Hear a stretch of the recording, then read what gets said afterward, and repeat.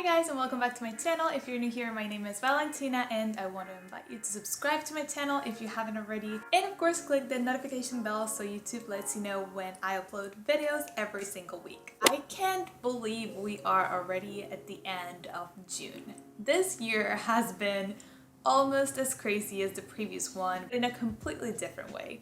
So today I wanted to talk about 10 ways to reset for a new month, and in this case like a mid-year reset as well. I want to divide this video into two parts. The first one is more productive things you can do to feel better and more organized and ready for the next month. And the second part is more self-care things or like personal things that you can do to reset. But I want to make this video very short, so let's get started. The first thing you can do is deep cleaning your apartment. And I know a lot of us already did some spring cleaning a couple of months ago, but I think it is the perfect time to also do some deep cleaning and clean those places that we forget about. Maybe wash your curtains or wash that rug that has been dirty for months. Maybe pay attention to a specific drawer in your kitchen or to your closet. Organize your clothes, donate things you know you're not going to use anymore. Recycle old paper, I don't know, whatever it is, you can pick just a category, but do some deep cleaning in one of the areas that you feel like your home needs it the most. Number two is very similar and very related to the previous one, and it is a digital cleaning session. Again, in our daily lives, we do accumulate a lot of things, not only in our homes, but also in our computers and cell phones. So taking some time to declutter our digital space can really make a difference. You can start with your phone, maybe delete those photos that you know you're never gonna go back to. For example, if you went to the beach and took 50 photos, you know you don't need those 50 photos, maybe keep 10 or 15, whatever works for you, but just make sure to don't have things you don't need.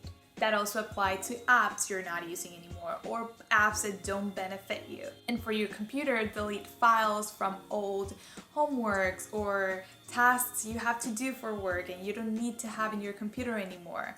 Just declutter everything you don't need and that you know you're not gonna go back to at any time. Plan ahead for all events and appointments. Now that we're going back to the normal life and we're going back to having things to do outside and meeting with people and having appointments and having dates and having just meetings with friends, we need to go back to organizing what we're gonna do in the following months. For me, I realized I started getting like I have a tickets for a concert. I'm gonna spend a day in a museum as well in November. And all these things start accumulating again and we forget we have to plan for those and mark them in our calendars. So just make sure to grab your calendar, grab your planner, your bullet journal, whatever it is that you use to organize your life and write down every single birthday, event, holidays, appointments, trips, things you have tickets for. Just make sure to have those written down so you don't forget about those and you can plan ahead for them. Budgeting.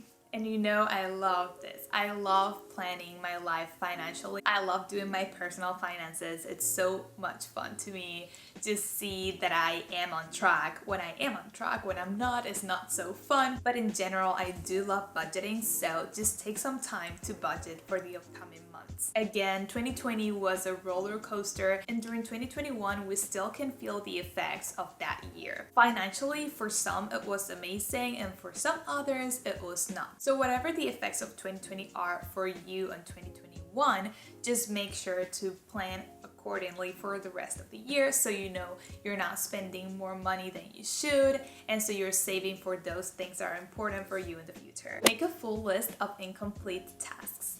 There are plenty of things that we say we have to do that we try to remember all the time and we keep forgetting. These are the small things we should do, but we're too lazy to do, or there are just annoying tasks that we don't enjoy doing. So let's make a list of everything we have to tackle during the next month or the rest of the year and make sure we actually do those things. Personally, having a list that I have access to every single day really helps me remember those things that I have to do and those things that I have to pay attention to. It doesn't have to be too crazy or like a beautiful, perfect list. Just grab a pencil and a piece of paper and write down everything you need to do. And this is very similar, and it is writing down things that you want to achieve during the next month or the rest of the year, depending on how you're doing this. And for everything that you want to achieve, every new project, every new task, every new goal, just make sure to have an action plan for each of them. Write specifically how you're gonna achieve those things and what are the steps that you need to take in order to achieve those goals. Again, just be as specific as possible. This is probably one of the longest things to do from this list I'm sharing with you. It will take some time, maybe a couple of days, maybe even a week, that you need to sit and think about everything that you want to achieve and make a plan for those, but it is totally worth it. And now let's move into the more personal level of this list. How can you reset your mindset and how can you start the new month or this new part of the year with a more positive mindset and given some time to yourself and to feel better? Because sometimes we just need to take a break from the reality, take a step back and just enjoy life a little bit more. So number one is spending some time outdoors. It can be going to the mountain or to a lake or to a river or to the beach. And as you can see, I'm very attracted to water, like places with water, but it can be anything you like to do. If you want to go on a hike, it doesn't matter. But make plans with your friends, your family, your boyfriend, whoever it is, to go outside and do some activity together. It can be as simple as just having a picnic at the park, but try to spend time in nature and connect with nature in a more deep level. At least for me, this really works and it makes me feel more relaxed and more calm because I take a step away from my phone and the things I have to do at home. So going outside always makes me feel better. Take a break from social media.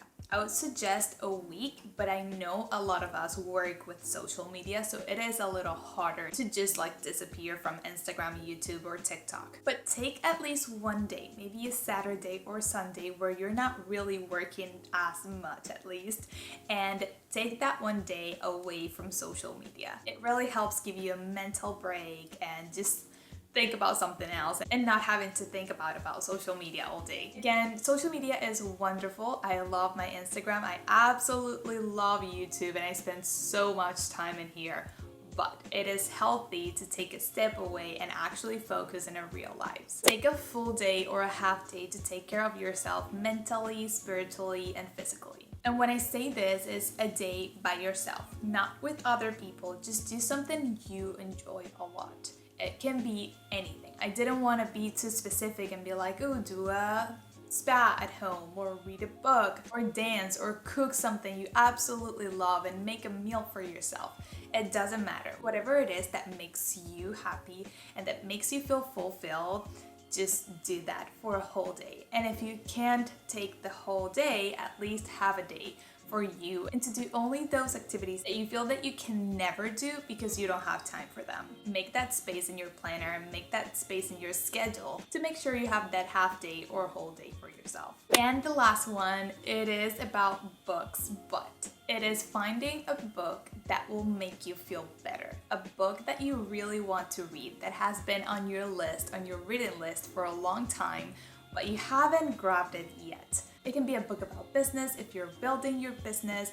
It can be a self-improvement book if you're trying to work on yourself. It can be a book about how to be more sustainable if that's what you want. Pick a book that will make you feel better in a personal level and actually sit and read it. You don't have to read it in one day, obviously, but just make the exercise of grabbing 1 or 2 books like that every single month just to give yourself the space to work on something that you're actually passionate about or something that will improve your life. So yeah, those are my tips for this video. I hope you guys enjoyed it. If you did, please give this video a thumbs up. You know that helps me a lot. And leave me in the comments what other videos you would like to see. So yeah, that's it for today's video and I'll see you guys in the next one. Bye!